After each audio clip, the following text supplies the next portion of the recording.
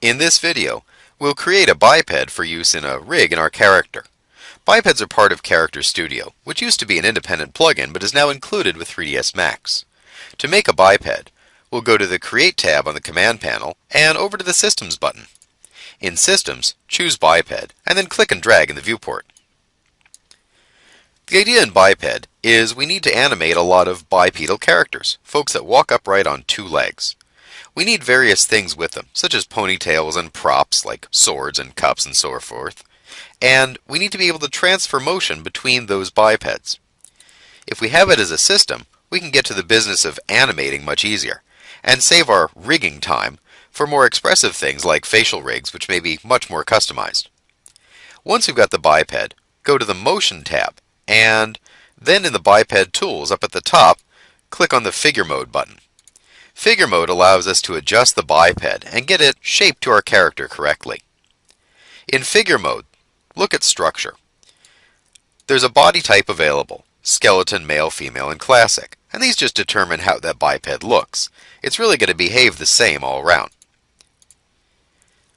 In a biped, we've got different configurations for neck and spine and so forth. As an example, if we want to give a longer neck or maybe a few more links in the spine for a more flexible backbone. We also have choices to make over tails. Again, will everybody have a tail? Not necessarily. But enough bipedal characters need tails that being able to put a tail on makes it pretty easy. We can put on ponytails and also play with a number of fingers, toes, and finger and toe links. Right now I'm going to give him 4 fingers, a standard cartoon hand. I'll also give it some extra finger links so he's got some pretty good dexterity. We can do the same with toes. And a word of caution on toes.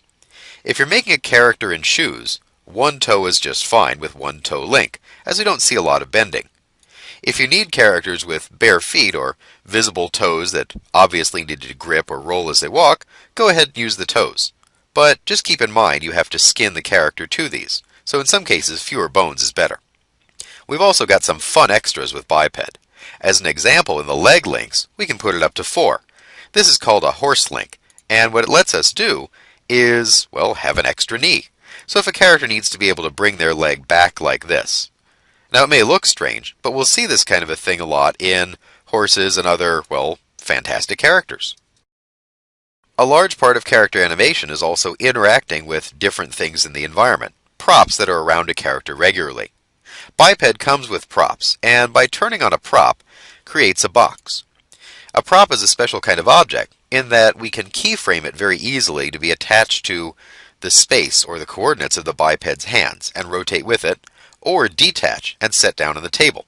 As an example, a biped can easily pick up a cup that's parented to a prop, sip from it, and put it down. And rather than using position constraints to get it back and forth, we can use a prop and simply pick it up at will. We can adjust the height of the biped as we need, and this is in scene units. And additionally, we have a 4 feet option, along with a triangle pelvis and triangle neck. What 4 feet does for us is allow this biped to function as a quadruped. We can actually take the biped and bend it over, so that the arms function as legs, in case we need to make a horse or similar animal. The last part of biped then are twists. Twists allow us to get a more natural motion in the skinning of our character, especially on things like the forearms. When we rotate our hands, we have pronation and supination. What that means is that the hand can rotate back and forth, and we do this a lot in part of our use. However, as we can see, it's not making the forearm rotate. So if the mesh is skinned to the forearm, we're going to have a weird twist at the wrist. What twists let us do is add in an extra bone, but it's actually still part of this forearm bone. And as we rotate that hand, we get a twist there. So that as long as the mesh is skinned nicely, we'll see a twisting in it like we would naturally have as part of our motion. The Extras palette allows us to put additional pieces on, such as additional tails, or if we needed extra arms, or anything like that. This is a very custom option. Once the biped has all the right number of pieces, we can start to scale it to match our character. As an example, I'm going to pick the lower legs and scale them out. I'll pick one, hold Control and pick the other, and hit R for scale. I can scale these either uniformly or non-uniformly. fitting the biped to the character here as I need. That way I can get a more natural bone structure for the character I've got. Once the biped is fitted to the size of the character, you can exit out of figure mode, clicking back up on the figure mode button, and you're ready for skinning and animation of your biped.